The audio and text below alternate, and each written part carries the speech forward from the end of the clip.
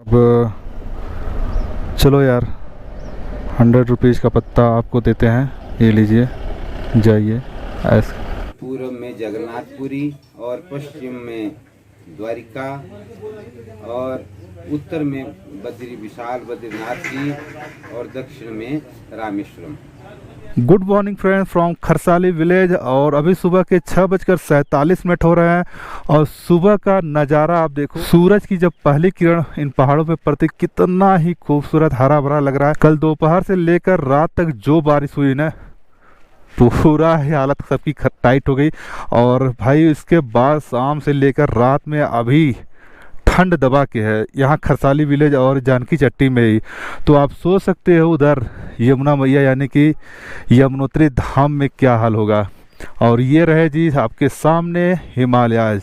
अभी हम खड़े हैं अपने होम स्टे के छत पर और यहाँ से आप इसका 360 व्यू देखो। Wow man, awesome. तो अभी हम निकल रहे हैं। Okay bye. हाँ, और जब भी आप आओगे ना, ये सचिन राणा जी आपका स्वागत करने के लिए हमेशा मिलेंगे। और नहाने के लिए जी यहाँ पे दबा के ठंडी रहती है, तो आपको गीजर वगैरह मिल जाएंगे, साथ ही वॉश बेसिन अभी जस्ट नया ही बना है ये। और हम जो हैं वो फर्स्ट कस्टमर थे इस होम स्टे के। तो बाइक की हालत तो देख लो, 2 दिन में बिल्कुल ख़राब सी हो गई थी। तो इसको थोड़ा साफ करते हैं, फिर मिलते हैं। लगेज वगैरह हमने सब कुछ लोड कर दिया है, अब फाइनली निकलते हैं यार। काफ़ी लेट हो गया। हाँ, सोचा था 6 बजे तक निकल जाएंगे, लेकिन 1.25 घंटे लेट हो गया, 7:18। और आज की जो अपनी टोटल राइड है ना गंगोत्री तक की, 222 किलोमीटर दिखा रहा है और 7 घंटे 44 मिनट, मतलब 8-9 घंटे लग जाएंगे। तो अभी निकल रहे हैं खरसाली विलेज से। ये जैसे खच्चर के पास दिमाग नहीं होता, फिर भी वो तो जानवर है यार, उसी तरीके से खच्चर चलाने वालों के पास दिमाग नहीं होता। अबे पहाड़ की ये देखो,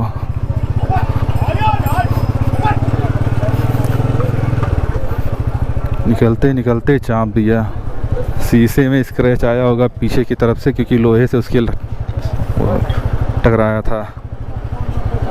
यमुनोत्री का अपना एक्सपीरियंस जो है ना, वो बहुत अच्छा नहीं रहा है यार।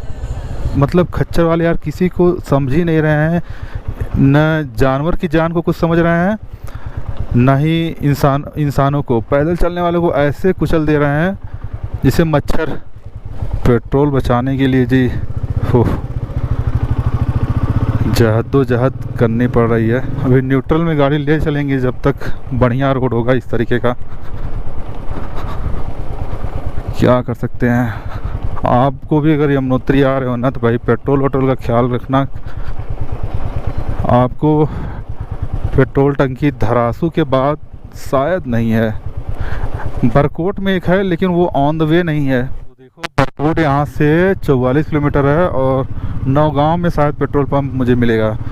तो 54 किलोमीटर नौगांव है। ओह माय गॉड, चढ़ाई भी स्टार्ट हो चुकी है। तो एट द एंड जी जानकी चट्टी से हम निकल चुके हैं। स्ट्रगल करते हुए ही निकले हैं, स्ट्रगल करते हुए आए और स्ट्रगल करते हुए ही निकल रहे हैं। हो यार क्या बताएं।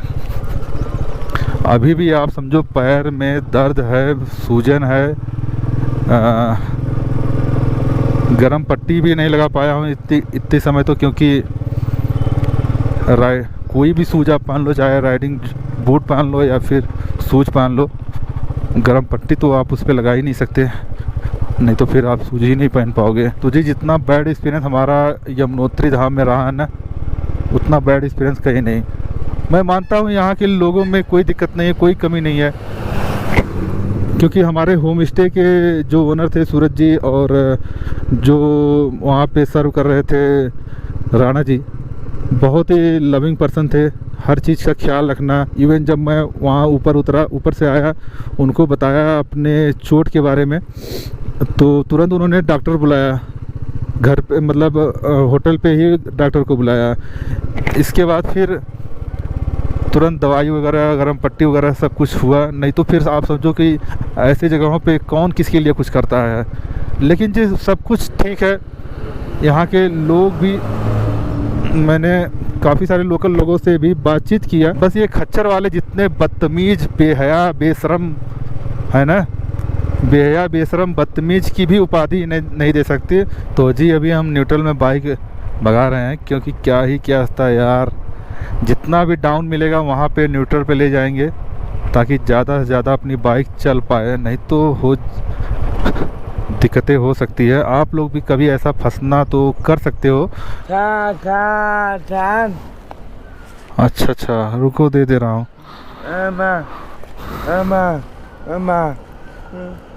तो जी अभी कुछ ही 10 ही किलोमीटर आए हैं, तो ये यार भाई साहब रास्ते में मिल गए, और इनके पास कुछ है नहीं तो अरे यार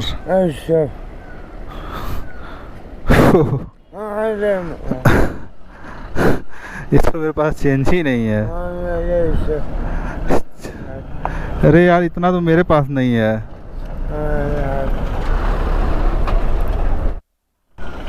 तो जी हेल्प करने के लिए तो रुक गया, लेकिन मेरे पास अभी 100 रुपीज़ ही हैं और चेंज तो है नहीं। अब चलो यार 100 रुपीज़ का पत्ता आपको देते हैं, ये लीजिए, जाइए ऐसे। तो यार क्या कर सकते हैं, अब रुक गया था तो जो निकाला वो देना ही पड़ा। चलो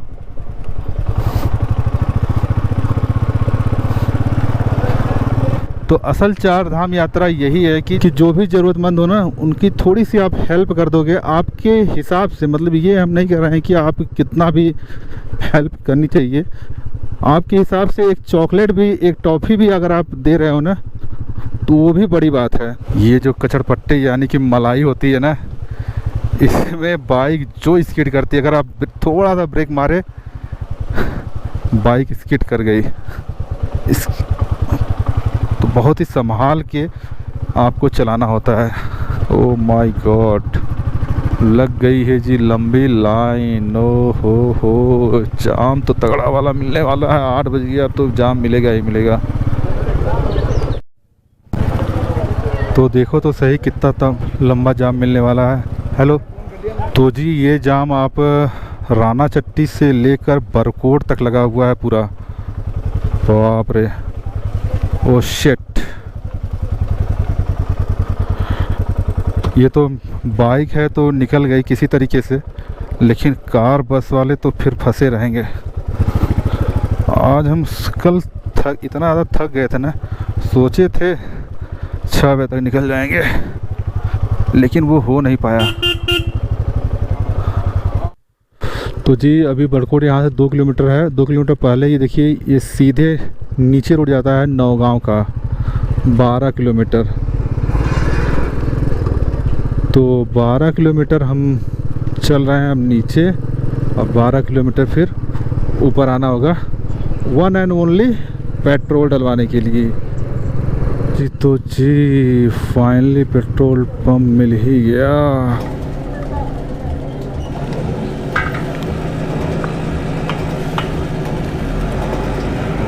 ईयर 19।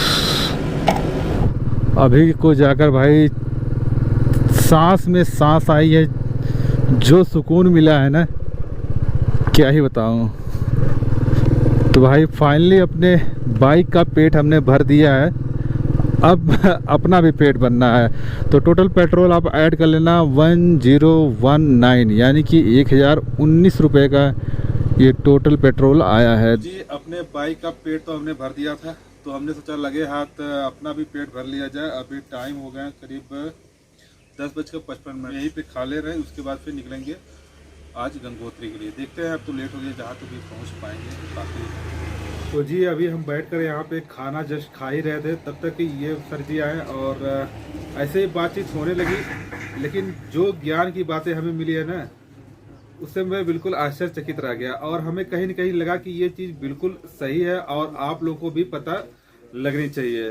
तो 4 धाम के बारे में एक्चुअल चीज़ बताएंगे सर। सबसे पहले आप अपना नाम और कहाँ से हैं, क्या मतलब इधर कर रहे हैं। नमस्कार जी, प्रणाम। नमस्कार जी, प्रणाम। हम हिमाचल प्रदेश से हैं, सुंदरनगर जिला मंडी, भारत भूषण शर्मा पुराणों में वैसे हमारे हिंदू धर्म के अनुसार 4 धाम बताए गए हैं और 4 युग बताए गए हैं, 4 मठ बताए गए हैं। तो उसमें कहा गया है कि जैसे सतयुग में बद्रीनाथ धाम की स्थापना हुई और त्रेता युग में द्वारिका धाम है जो गुजरात में है, वहाँ स्थापना हुई त्रेता युग में। और द्वापर क्षमा करना द्वापर युग में हुई उसकी स्थापना द्वारिका धाम की गुजरात में। और त्रेता युग में स्थापना हुई रामेश्वरम जो तमिलनाडु में पड़ता है, जहाँ राम जी ने सीता जी की खोज में लंका गए थे। तो उस टाइम उन्होंने भगवान शंकर की स्थापना की जो फिर धाम कहलाया गया। तो जो कलयुग में का जो धाम है वो है जगन्नाथपुरी उड़ीसा में। कई बार लोगों की धारणा है, जैसे हम उत्तराखंड आए हुए हैं इस बार चौथे धाम की यात्रा के लिए, तो हमारी भी बातचीत हुई लोगों से, तो उन्होंने बोला कि ये 4 धाम यात्रा है। जैसे उन्होंने वो 4 धाम गिनाए, गंगोत्री, यमुनोत्री, बद्रीनाथ, केदारनाथ। परंतु हमारा मानना ऐसा है कि जैसे हमारी 4 दिशाएं हैं, पूर्व, पश्चिम, उत्तर, दक्षिण, तो आदि गुरु शंकराचार्य जी ने जब 4 धाम की स्थापना हुई, मान्यता मिली, तो वो 4 दिशाओं में मिली, जो मैंने आपको बता दी है पहले कि पूर्व में जगन्नाथपुरी और पश्चिम में द्वारिका और उत्तर में विशाल बद्रीनाथ जी और दक्षिण में रामेश्वरम। कई बार लोगों की ऐसी भी धारणा, मैक्सिमम हमने देखा यहाँ उत्तराखंड में कि वो 4 धाम होते हैं। हम आते हैं हिमाचल से, तो हमारे साथ जो भी यात्री आए हुए हैं, हम आए हुए हैं, तो हमने इस यात्रा का नाम रखा हुआ है चौथा धाम यात्रा, क्योंकि हम पहले कर चुके 3 धाम कर गए हैं। जैसे पुराणों में या जो हमने जानकारी ली उसमें 12 ज्योतिर्लिंग भगवान शंकर के बताए गए। उनमें 12 ज्योतिर्लिंगों में एक ज्योतिर्लिंग है केदारनाथ की। तो वैसे जो यहाँ की जो कथा है उसमें तो बताया गया है कि आधा भाग यहाँ पर है केदारनाथ में और आधा है नीचे नेपाल में पशुपतिनाथ। ये तो आधा ज्योतिर्लिंग और कुल 12 ज्योतिर्लिंग हैं। तो ये बहुत ही अच्छी और मतलब सही बात हमें पता चली है। वैसे तो लगभग मोस्टली अपने उत्तराखंड, क्या उत्तर भारत में देखा जाए तो यूपी हो गया, उत्तराखंड हो गया, बिहार हो गया, मोस्टली लोग यही जानते हैं कि 4 धाम मतलब यमुनोत्री, गंगोत्री, केदारनाथ, बद्रीनाथ। हम भी तो यही जानते थे। जैसे हम 3 धाम के लिए गए, तो 3 धाम के लिए मैंने बताया आपको कि उसमें 11 ज्योतिर्लिंग हमने क्लियर किए। उसमें 7 पुरियाँ की, जैसे अयोध्या, मथुरा, माया, काशी, कांची, अवंतिका। तो उसमें जो 7 पुरियाँ हैं उसमें वो 7 पुरियाँ हुई, 3 धाम हुए, 12 ज्योतिर्लिंग हुए। तो वो 3 धाम की यात्रा हुई। और जो ये यात्रा है हमारे चौथे धाम की यात्रा है। सही। तो ये भाई ऐसे होता है कि ज्ञान की बात आपको जहाँ मिल जाए तुरंत ले लीजिए। थैंक यू, आपका बहुत बहुत धन्यवाद। तो वो दोनों जो ट्रैवलर आप देख रहे हो ना सामने, वो सर जी की थी जिन्होंने इतनी ज़्यादा ज्ञान की बातें बताई, क्या ही बताऊं। वाह। तो अब चलते हैं यार। तो इसीलिए भाई जहाँ पे भी ज्ञान मिले वहीं से आप तुरंत के तुरंत ले लो। ये नहीं कि आप किताबें ही पढ़ो। किताबी कीड़ा बनने से अच्छा है प्रैक्टिकली ज्ञान लो। और इस तरीके से घूमते घामते अगर आपको ज्ञान मिल जाए फ्री में तो क्या बात है। अब मतलब बहुत अच्छा लग रहा है। खाना भी हो गया, पेट्रोल भी हो गया, प्लस 2-4 ज्ञान की बातें भी हो गई। तो जी आप देख लो कि यमुनोत्री जाते समय ना, ये यहाँ पे देखिए लंबी लाइन लगी है। धरासू से करीब, धरासू बैंड से करीब 5 किलोमीटर ऊपर यही एक पेट्रोल पंप है, उसके बाद कोई पेट्रोल पंप नहीं है। मतलब ऑन द रोड। एक नवा गांव वाला जा तो वो तो भाई 12 किलोमीटर आना 12 किलोमीटर जाना बहुत बड़ी बात है। तो जी फाइनली हम पहुंच गए धरासू बैंड। तो 11:30 बजे से करीब हमने राइड स्टार्ट की थी खाना खाने के बाद। 2 बजे करीब 2.5 घंटे में धरासू बैंड पहुंच गया। अब चलते हैं गंगोत्री धाम, और यहाँ से गंगोत्री रह गया है, गंगोत्री टेम्पल 124 किलोमीटर और टाइम दिखा रहा है जी 3 घंटा 50 मिनट। और उधर का वीडियो मैंने इसलिए नहीं बनाया क्योंकि वही सेम रूट सब कुछ यमुनोत्री जाते समय मैंने आपको दिखाया ही था, तो फिर वही से फिर से रिपीट करने का कोई मतलब नहीं था। तो इसी वजह से हमने खाना खाया और डायरेक्ट नाप दिया धरासू तक। सामने तो देखो यार, ऐसा लग रहा है कि बवंडर सा आ गया है।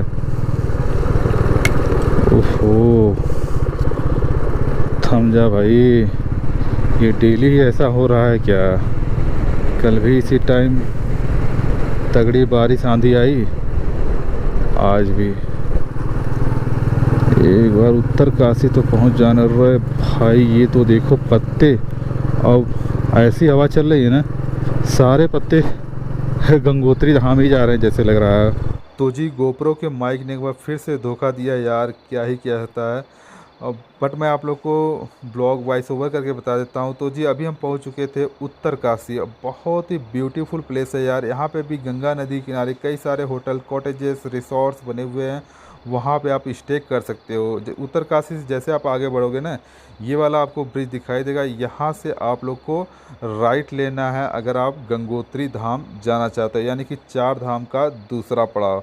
और जी गंगोत्री जाते समय जो इन पहाड़ों की खूबसूरती हमें दिख रही थी, और साथ में ये गंगा नदी यानी कि भागीरथी नदी, इतने ग्रीनरी, इतनी ज़्यादा हरियाली थी कि मतलब दिल ही खुश हो गया। और जैसे आप थोड़ा सा आगे बढ़ोगे तो ये आपको चेक पोस्ट मिलेगा। यहाँ पे आप लोग को 4 धाम यात्रा का रजिस्ट्रेशन करवाना होता है।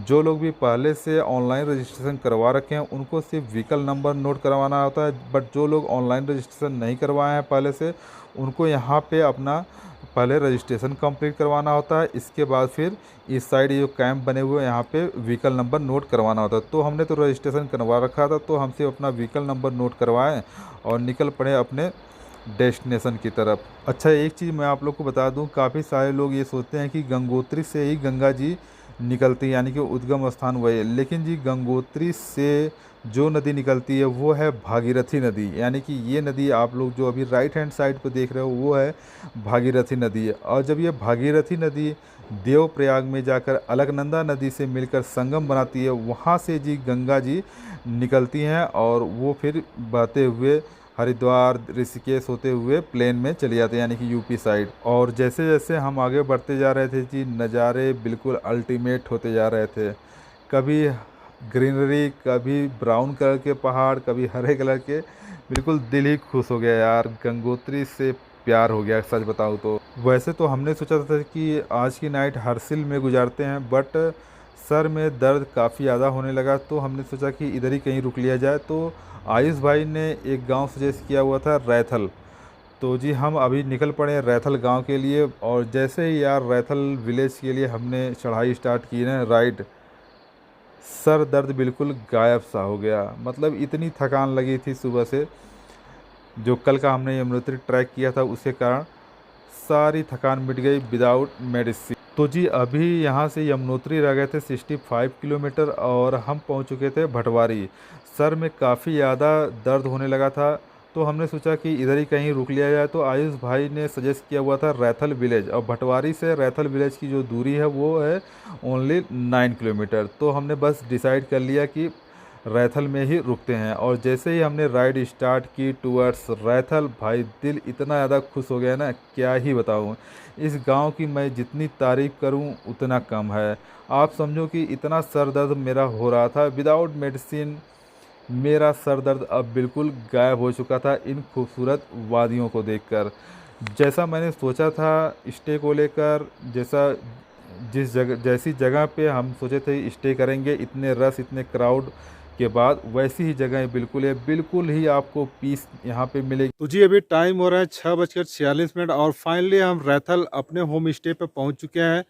और जी चेहरे पे थकान आपको साफ महसूस हो रही होगी। इसको छिपाने के लिए हमने गॉगल्स लगा लिए हैं, नहीं तो आप कहोगे कि शाम को गॉगल्स लगाने का क्या मतलब है। तो इतना ज़्यादा थक गया था ना कि हालत ख़राब हो गई, तो हमने सोचा कि यहीं पे स्टे कर लिया जाए। और जगह जी जैसा आयुष भाई ने बताया था वाकई में बहुत ज़्यादा ब्यूटीफुल है। और मुझे ऐसे ही प्लेसेस बहुत ज़्यादा पसंद आते हैं, क्योंकि जब से हरिद्वार से चले थे ना, मतलब हर जगह रस रस, हर जगह भाई इतनी ज़्यादा पॉपुलेशन पहुंची है, इतनी ज़्यादा भीड़ पहुंची है ना, अपने को वैसे ट्रैवल करना पसंद नहीं है। फिर भी चार धाम यात्रा तो करना ही है, वो कंटिन्यू रहेगी। और अभी यहाँ पे हम स्टे करेंगे आज की नाइट, और कल की सुबह निकलेंगे गंगोत्री। आपको माता जी के जहाँ से गंगा जी निकलती हैं वहाँ से आपको दर्शन कराएंगे। और ये हैं हमारे होम स्टे के ओनर। आप अपना नाम बताइए। चंद्रमोहन सिंह रावत।